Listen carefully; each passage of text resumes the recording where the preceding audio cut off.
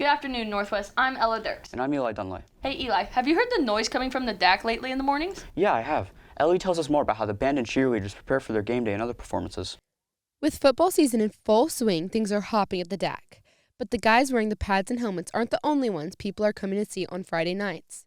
Both the marching band and the cheerleading squad are putting in hours to make sure their shows and performances are top-notch for the stadium full of fans. During the summer, our team practices 3 times a week to help prepare for the upcoming season. We do a lot of conditioning and things to get the girls in shape, but also teach them stunts and pyramids and cheers and dances and things like that that we would typically perform during football season, so that we don't have to spend a ton of time during the school year and they have plenty of time to feel prepared for football. So how we prepare for the upcoming season is we have a short band camp before school starts. That is 5 days long, and then the band rehearses actually as a class first hour Monday, Wednesday, and Friday. Practices, so we meet, we stretch, we do some marching fundamentals. We typically then break up and do music sectionals with woodwinds and brass and percussion and color guard. And then we come together as a music ensemble. The color guard typically spins along with us. And then we spend time either learning new drill, those are the formations that we're at on the field, and then putting music with it. And then we typically end each rehearsal with a run through. Having such a huge commitment to the school comes with its hardships. But the band and cheer team push through to put on the best performance they can. I think that our biggest challenges are usually injury, having to fill spots whenever somebody gets hurt or can't perform for whatever reason. And then outside of that, I would also just say balancing the expectations of other programs as far as our support for their team goes, with the need for us to practice and, do the things that we need to do to prepare our team. I would say I'm preparing by really working hard and staying on task at practice and working at home, especially to work towards a goal to just really practice hard and stay focused. I feel like really emphasizing the goal you have, like if we're not doing very well at practice or it's not looking like we want it to, if you just say, guys, do you want to win? Like, let's work hard, and it usually gets people in the right mindset, or to just usually giving incentive really helps people to work harder. It tends to be a lot for people, especially when we get into weeks where we're doing a lot for band. Like homecoming week is obviously huge. We had to do the parade, and you're already doing the practices, you do the parade and the game. It's just a lot for people to do and manage with other things. Like the band itself is not that intense to do, but balancing band with other activities can become a challenge when you get a little too involved. Most people don't often realize how much preparation and planning truly go into the state competitions and performances that these two activity groups participate in. Make sure that I know what's going to happen and then be prepared myself. I have to understand my part. Even though I'm not out there marching or playing anything, I need to understand how everything works. For students to prepare for band, they have to work on their music and they have to learn where they're at on the field. It's really complicated when they start to figure out how many steps between each form and when you step off and when you halt, or if we're doing extra horn moves or body moves with the music. That takes a lot of time to learn, and that takes some outside studying. I think other people don't see us as a sport or anything intense because they only see us on the sidelines and they don't know how hard we actually work. They don't see us behind the scenes. And a lot of people don't understand state or competitions in general. And that's really hard to talk to people about because no one can really understand unless you're on the Northwest Cheer Squad. Both groups believe that in the end, all of their hard work pays off. This is Ellie Votipka for Husky Headlines. Hey Ella, have you heard the choir performing recently? Yeah, I think they've been really working on the new alma mater, among other things. Julia tells us more. The 3 P's of Northwest are passion, purpose, and pride. Our school's new alma mater embodies what Northwest stands for. I think the new alma mater fits all of them: passion, purpose, and pride. I have a ton of pride in our school song. I'm excited for the student body to learn it more and to experience it more, and hopefully it's just one of those things that they will come back after they graduate and come back to homecoming and be able to sing the alma mater with their friends. Choir teacher Beth Ritchie Sullivan, local poet Charles Anthony Silvestri, and composer Kurt Connect, along with a select group of students, took months to come up with the song they hope everyone in the community will embrace for years to come. It took weeks, months to change the alma mater. What's awesome is that we used a local poet, Charles Anthony Silvestri, and he met with student leaders in choir, student leaders in Stugo, and asked them, like, what does Northwest mean to you? Well, I remember when we finished it, and we finished the video of everybody recording and singing their part from home, which I'm sure the student body has seen played. I absolutely had tears. Like, I feel like, okay, during this fourth quarter of 2020, we did something that mattered. I was so excited this year. It's been played a couple of times, and to see the students put their arms around each other, even when they don't know the words, was really powerful for me. I'm a KU grad, and there's nothing like putting your arms around the person next to you and swaying at a game and singing the alma mater. I think it's going to be very important to our kids to know it and to have that experience with it. Richie and many other staff members agree that it is important for the student body to know our alma mater. Group efforts are being made to teach it to students, such as presenting it along with the fight song at freshman orientation and putting up banners with the lyrics in the new gym. We have been really committed to exposing our students to the new alma mater this year. On transition day for our freshmen, introducing them to the fight song and the alma mater was actually a part of that day for them. Because you got to remember, it's an important part of our traditional fabric in our school, and it's a big part of our pride that we have here. And it's been rewritten to be relevant and congruent with what's going on in Northwest. And so I think it's very important. Keep your eyes peeled at the next assembly or game you attend for the lyrics to our school's new alma mater, as we will soon be singing it together, full of Northwest pride. This is Julia Haney for Husky Headlines. Wow, that'd be cool to hear more often. I believe they plan to include the new alma mater at more Northwest sporting events. Speaking of sports, did you know we have some student athletes here at Northwest being recruited by Division I schools around the country? Wow, let's go to Ryland and tell us more. Many athletes participate in their sport for the love of the game, others for the social interactions with friends.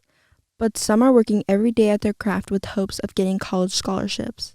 I chose football because it was really a sport that let me communicate with all my teammates, made me create better relationships, and it's just the most fun sport I play. I really chose D1 because I saw how good at football I could be, from other sports. It made me realize I could be a Division I player. I started playing volleyball because I used to be a competitive cheerleader, and I realized that just wasn't for me anymore.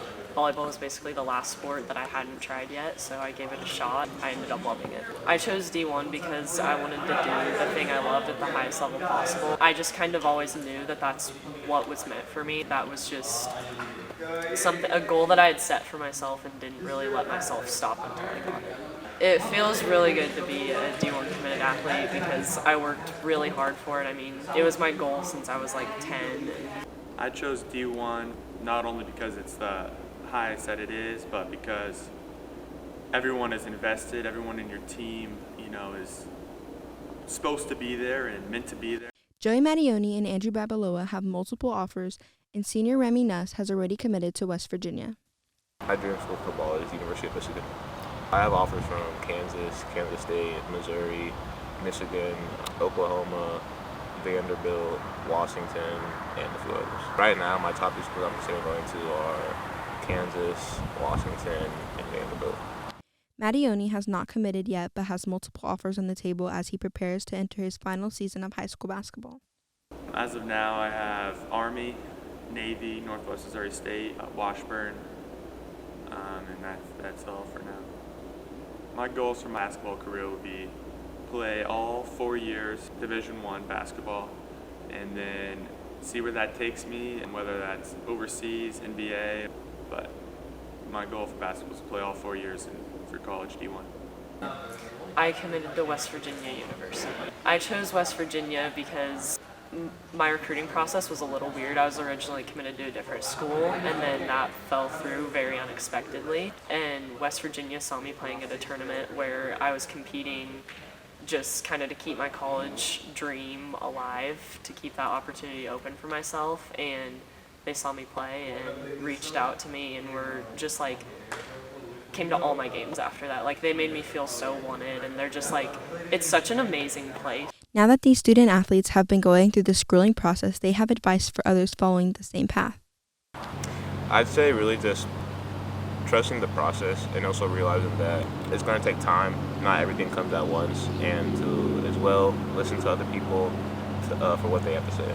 My advice for volleyball specifically, people who are wanting to play Division I volleyball specifically, you have to put yourself out there. You can't sit around and think that it's just going to come to you. You have to go and email coaches. You have to be on top of it. You have to make sure that you're giving 100% all the time, because it's not just going to happen for you.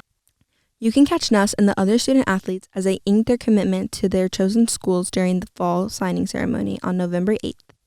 This is Rylan Jara for Husky Headlines.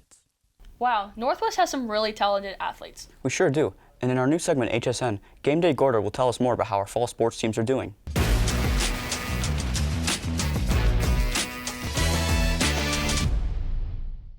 Hello Huskies, I'm Game Day Gordo coming to you with your very first HSN Sports Report. We've got a lot of action to cover today, so without further ado, let's get right into it. Starting things off today will be your girls golf team. The main story of the year has been the success of Jackie Lee, who has been selected first team All-EKL after strong scores in 3 EKL tournaments. She also finished first at a recent league tourney, shooting a 77 at the Swope Memorial. Her 82 at regionals qualified her for the state tournament. Next up is boys soccer. At press time, soccer has posted a record of 5-9 and are looking to finish the regular season off high.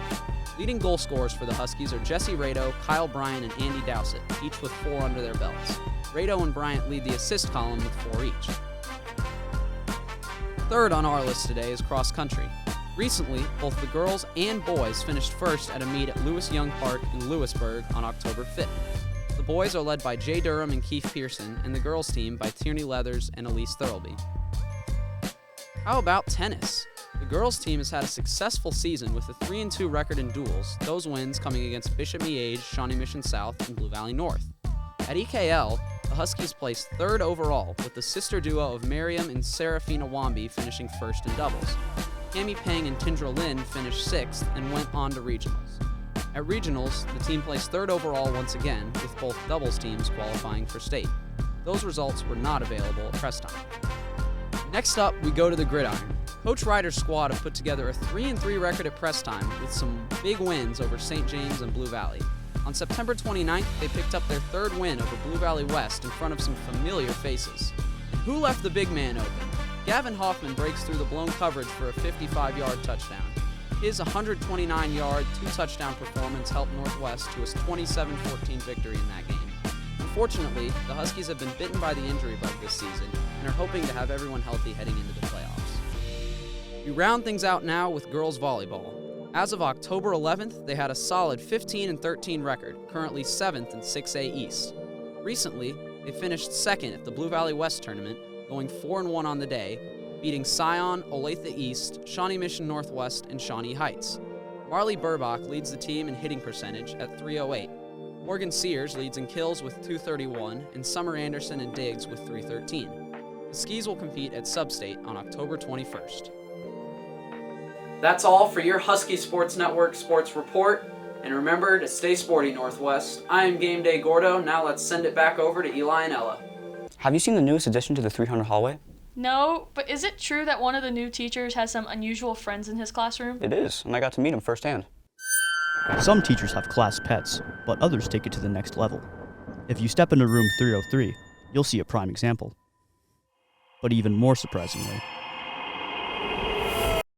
you meet their owner, new Northwest Science teacher Robert Marriott, who has been a snake owner for over 40 years. Okay, so my best friend behind his house was basically a timber area, and one day we were playing basketball and some older guys came out of there, like two years older than us, and they had some snakes and lizards, and we always thought they were pretty cool.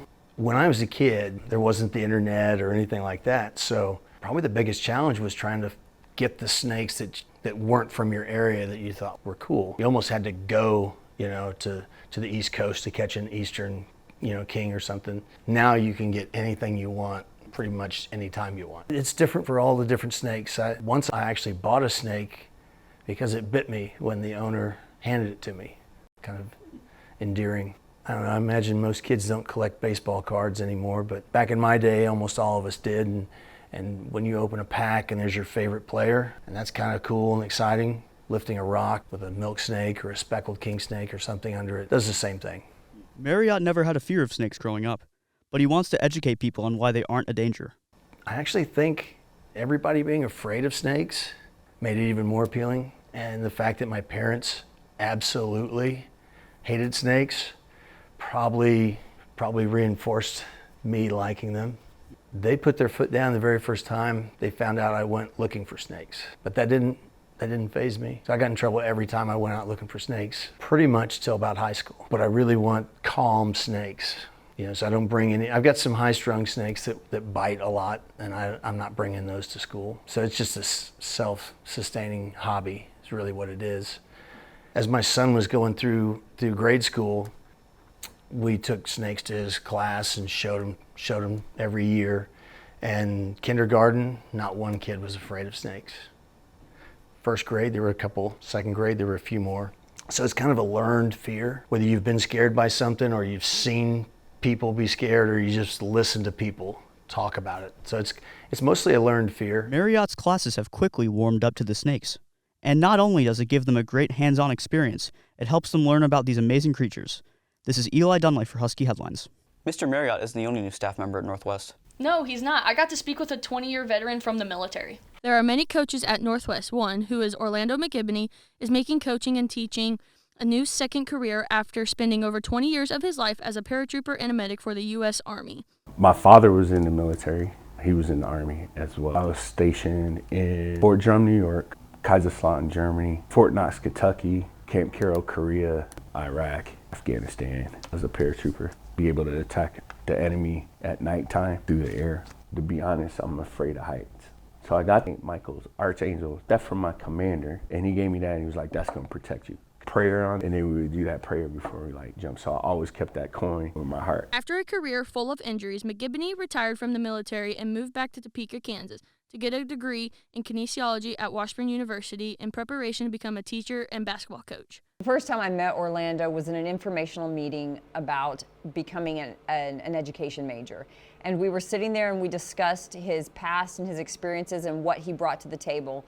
He is a veteran and he is much older than a traditional student, but when we sat and talked and I realized what he could bring, I was excited to have him in my classroom because not only could he serve as a mentor to students in the classroom, but he was serving as a mentor to the students that were his peers at the university level as well. I'm excited for him because he said when he got out of the Army he wanted to be a teacher and basketball coach, and he achieved it. Pretty proud of him for that. I just wanted to be a teacher, really like helping people. McGibney has joined the Northwest staff this year as a building sub and an assistant coach for the boys basketball program. Look at him as a basketball coach, and you see him out there. Not only is he creating strategy to be successful, but he's relying on his past experience of what it took to be successful in the military. And that strategic ability that he compassed from that time there, he's brought onto the basketball court. He loves teaching kids. It doesn't matter if he is in a physical education classroom, if he is in a science classroom as a sub, if he is in a special needs classroom. He has a way of connecting with students. So he creates relationships with students in a level that most first and second, third year teachers don't do. To learn not to go overboard. Like when I had soldiers, I couldn't go overboard, yelling all the time, because they'll tune out. After all of his hard work in the classroom, he became a teacher and graduated in the year 2020. McGibney is now impacting students each and every day, but he has impacted his son the most. Proud of you for becoming a coach. You've been talking about that for a very long time after you got out of the Army, and didn't know if you were going to be able to do it, but you got it, and now you're at Blue Valley Northwest. That's a big accomplishment. Keep going on what he's doing. Proud of him. I would say don't forget where you came from and never give up. McGibney hopes to keep impacting students and building relationships here at Blue Valley Northwest for years to come. This is Ella Dirks for Husky Headlines. Thank you, Coach McGibney, for your service to this country. Hey Ella, I heard you did some woodworking the other day. I did. I went up against one of the best woodworkers at Northwest for this month's edition of H2 Versus. Welcome to this year's first edition of H2 Versus, where we put Husky Headlines staff members up against some of our most talented students and teachers. This time it's H2 versus Woodshop. Headline staff member Ella Dirks goes up against sophomore wood student James Sullivan. As a freshman, Sullivan went to the Skills USA State Contest, where he placed 8th out of 20 competitors. Well, I first started woodworking last year in freshman year because I didn't really know what I wanted to do, and it looked fun, and I had a history of helping my parents around the house with things like landscaping and remodeling, and so I thought it'd be fun. Honestly, I don't have that much experience. Last year I was lucky enough to have Which One during semester 1. Then in semester 2 I ended up being a TA, or a teacher's aide, to help Mr. Maston with the second semester Which One. That same year I went to state in April, where I placed 8th out of 20 as a freshman, which is pretty impressive. And then this year I'm taking Which 2 again. As for senior Headline staff member Ella Dirks, she was less experienced when compared to Sullivan. I did woodworking in a bit for during middle school in 7th and 8th grade, and my dad had a lot of tools at our house, and so I got to help him with a lot of projects that he would try to do at home. And then I did some woodworking on our porch with my mom this past summer, so we rebuilt half of our deck, and now I'm taking Woodshop 1 here at Northwest. I love woods. I get to build things, I get to enjoy myself. It's a good environment because you get to go down there and listen to music and just work on it. It's not really like you're directed to do exactly this or exactly that. You can build what you want, how you want it, when you want it. Darren Maston, one of the woods teachers at Northwest, noticed Sullivan and his talent at woodworking. James is really good in woodworking, but he's more than that. He's actually confident in what he does. He's not afraid to try something new. He's not afraid to make mistakes. He knows that, I think he knows that we can fix those mistakes. So he's only been in it really for going on a year and a half, and he's grown a lot. So I think I did a pretty good job, trying not to be biased or whatever, but I think I did decent for not knowing how to use different types of sanders that we used for the first time. And I think I could have worked a little bit better on different turns and stuff for the shape of the cutting board exactly. But I think I did pretty decent, especially not knowing how to stain and finalize those touches at the end of the project. I think she did really well. I mean, not that I really had to explain much, but she knew how to do everything, and she basically kept up with me. Yes, I do think he did a lot better than me.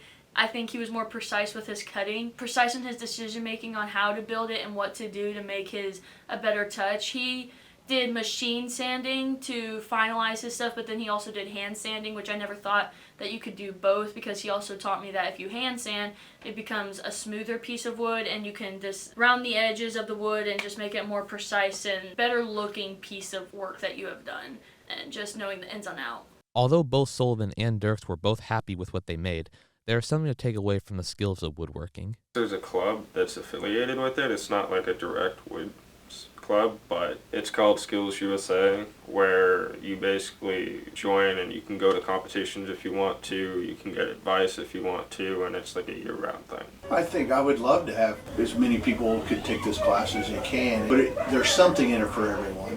Whether you're going to do this for a living or you're going to go and be a doctor or a lawyer, and just the fact that you know how to use tools safely can save you a lot of time and money in the long run.